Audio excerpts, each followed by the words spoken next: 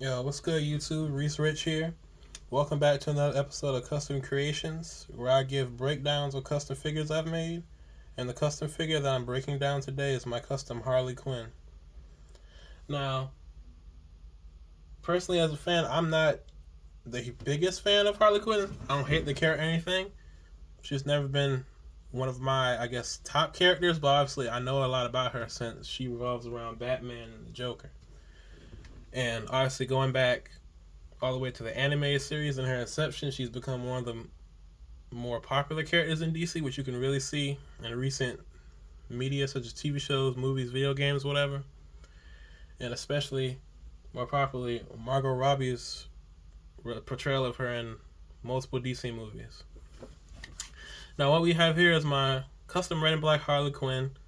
And one of the special things about this is I think this is the second custom I ever made, this came all the way back from December of last year.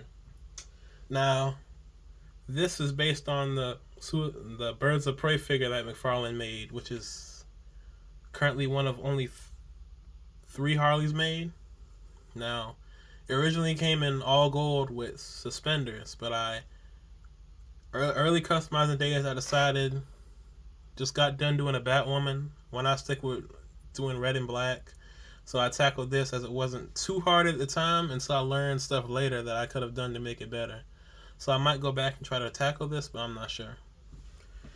Okay. Starting from the head down, we have the red and black ponytails alternating on each side. Those originally, I think, pink and blue until I swapped them around. The torso, I cut off the overalls, painted in alternating red and black. Just kept the rest of the body clean. As you can see, the suspender straps, I alternated those as well. And one sec before we get to the legs. My bad, a few technical difficulties right there, but we're gonna keep right on going. Alright, so as I was saying, back to the legs. This is my second custom, so I was just really getting into the idea of thinning paints and applying them evenly, making sure not to clop them up, just sealing everything, making it flat. So a little rough. Like I said, I might go back and do it, but really just had to go on the front and the back of the trunks and draw the lines to divide the paint, and then just go down, paint it black as a base, and then start off with red. Really like this one. It's kind of simple to do. Like I said, it's a little older one, so like I said, really might want to go back and do it, but I still like it. It fills the Harley space on my shelf. Obviously, you can see the alternating ankle balls and the skates. At one point, I had thought of replacing the skates. I know some people have taken the Golden Battle Armor Wonder Woman 84 figure and used those just on the regular version of this Harley. So I might, down the line, give her something that she can stand better in. But I don't really move her feet that much because obviously she's on the shelf, so she stands pretty well right here. Didn't do anything to her hammer, like how that came out. Like I said, just also didn't mention it, but drew the dividing line down the torso. So that's it for just giving a little backstory on this figure. Like I said, just made her to fill in the Harley Quinn space on my shelf. And so that's the backstory. I'll get into some comparisons. Alright, for the first comparison, we got my Harley Quinn here with Batgirl. Batgirl's had a little kit bashing done. Little kit bashing done to her since I used her head for another custom, but this is one of the 3 head sculpts from the most recent Marvel Legends Black Widow. Really love that figure. I might do a video on her in the future too, but yeah, the heads are really versatile, and I felt this one looked good, really good for a Barbara Gordon. So while I'm looking for a replacement head for this Batgirl that actually has a cowl, I figured I'd use this one. And next, keeping in line with female figures, we have the Supergirl from the Injustice 2 video game, but more specifically, this came in part of the Page Punches line.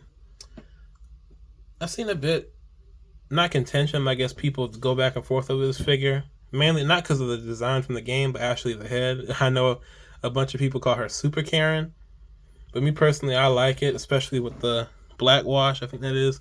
Black wash running through the hair brings out the detail rather than just being a light blonde clump on her head.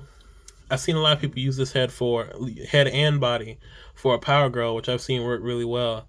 I'm not that attached to that much, not much that attached to that character either, but I might end up doing her one day too. Now we have Harley next to someone she's been a thorn in the side of to years. We have a kit bash Batman I did. The head, torso, cape, diaper piece, and arms are from the Arkham City Batman, and the legs are from the Three Jokers Batman. I had this kit bash in my mind actually to do for a while, and I actually just ran across the parts one day when I went in the comic book store and found these parts when I wasn't looking for them, so I figured why not and threw them together. I like how he looks. I've seen people say this kit bash is a little too tall, but I wanted my Batman on my Bat Family shelf to actually pop out and be the one you see over all the other Bat Family characters. So yeah, this is Batman and Harley Quinn together. And now for the ultimate comparison, we have her standing next to the Clown Prince of Crime, the Joker. This is the Arkham City Joker. This is my favorite Joker figure that McFarlane has made. Personally, my favorite Joker is voiced by Mark Hamill from the Arkham games. So as soon as I saw this one, I knew I had to have it. I would have gotten the normal edition where he doesn't have the sickness from the video game, but I felt the normal edition's face the white was too white. It didn't have any like detail or anything to dampen it down. It just shone too bright. So that'll do it for the comparisons, and that'll really do it for this video. Now, a lot of people talk about, well, one of the bigger comparisons that should have been in this video, but we don't have a figure for her yet, is Poison Ivy. I know a lot of people have been waiting on her, and a lot of people have done really, really great customs, and I have a feeling she'll be here in due time, but obviously if you don't have the figure, you can't do that comparison. But as I said, that's all I have for this episode of Custom Creations. Please be sure to like, comment, and subscribe, and as always, thank you for watching.